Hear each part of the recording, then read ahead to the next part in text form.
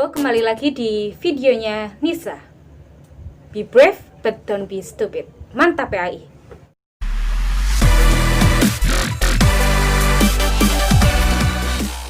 Assalamualaikum warahmatullahi wabarakatuh. Saya Robiatun Nisa. Di video kali ini kita akan bahas patuh dan dialog kepada kedua orang tua. Masalah yang akan kita angkat adalah kita harus patuh kepada kedua orang tua, tapi ada toxic parenting. Siapa sih yang tidak ingin memiliki orang tua yang selalu mendukung apa yang kita inginkan dan selalu memfasilitasi apa yang kita butuhkan? Tetapi tidak semua orang tua memiliki sikap tersebut.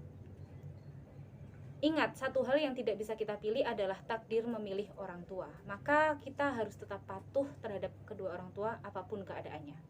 Dasar berbicara dalam pembahasan kali ini adalah surat Al-Isra ayat 23 yang berbunyi, A'udzu billahi minasyaitonir rajim. Bismillahirrahmanirrahim. Wa qadha rabbuka alla ta'budu illa iyyahu wa bil walidaini ihsana. Imma yablughanna indakal kibara ahaduhuma aw kilahuma fala takul lahuma uffin wa la tanharhuma wa qul lahuma qawlan karima. Shadaqallahul adzim. Dalam ayat tersebut, manusia itu diwajibkan untuk patuh terhadap kedua orang tua selama kepatuhan tersebut tidak bertentangan dengan syariat Islam. Standar hubungan antara orang tua dan anak adalah syariat Islam. Maka Allah memberikan titipan kepada orang tua berupa anak untuk dididik kepribadiannya. Lalu bagaimana ya ketika ada orang tua yang memiliki pola asuh toxic parenting, yang notabene itu tuh berpengaruh pada kepribadian anak. Sebelum kita jauh membahas tentang itu, apa sih itu toxic parenting? Toxic parenting adalah pola asuh yang beracun, karena ini dianggap mematikan potensi anak. Ciri-ciri dari toxic parenting itu adalah orang tua tidak memberikan kasih sayang yang lebih kepada anak, orang tua selalu ngelarang apapun yang dilakukan anak, dan merasa bahwa orang tua itu selalu benar. Dan yang sering terjadi adalah orang tua sering membanding-bandingkan anaknya dengan anak orang lain. Toxic parenting ini tuh dapat berdampak negatif pada anak. Seperti anak itu bisa depresi, kemudian bisa minder, dan juga anak tersebut bisa menjadi berandal. Sebenarnya sih orang tua tidak menginginkan adanya toxic parenting, tetapi mungkin caranya aja pola asuhnya yang salah dan tujuannya mungkin sudah benar. Lalu bagaimana pola asuh yang benar? Pola asuh yang benar adalah pola asuh yang memberikan target dan memberikan pengarahan berupa support. Support ini bisa berupa non-materi ataupun materi. Non-materi itu seperti pujian, apresiasi, atau membuka diri untuk tempat bercerita.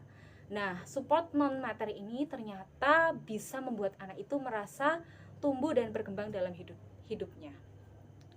Lalu bagaimana ya ketika kita sebagai anak sudah ada dalam lingkungan toxic parenting? Bagaimana kita keluar dari lingkungan tersebut? Yang pertama kita lakukan adalah kita harus menerima dan menyadari bahwa kita mendapatkan pola asuh yang tidak sesuai. Kemudian kita memaafkan ya kondisi tersebut, dan kita mulai memilih dan memilah apa-apa yang disampaikan orang tua dan menginternalisasi dalam diri kita sendiri. Misalkan contohnya ya, ketika orang tua itu sedang membandingkan kita sebagai anak dengan anak tetangga atau anak orang lain, maka kita harus paham bahwa ini adalah kondisi yang toksik atau kondisi yang beracun. Kita harus mengerti, dan kita mungkin hanya sebatas mendengarkan saja tanpa membentak ataupun melakukan hal negatif lainnya.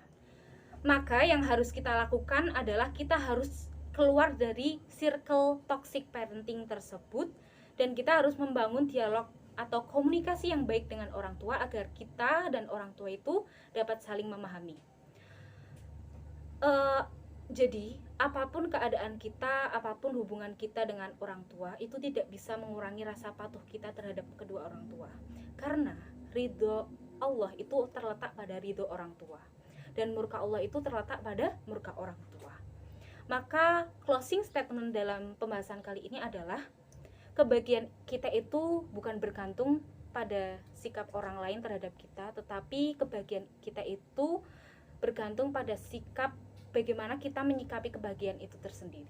Terima kasih. Assalamualaikum warahmatullahi wabarakatuh.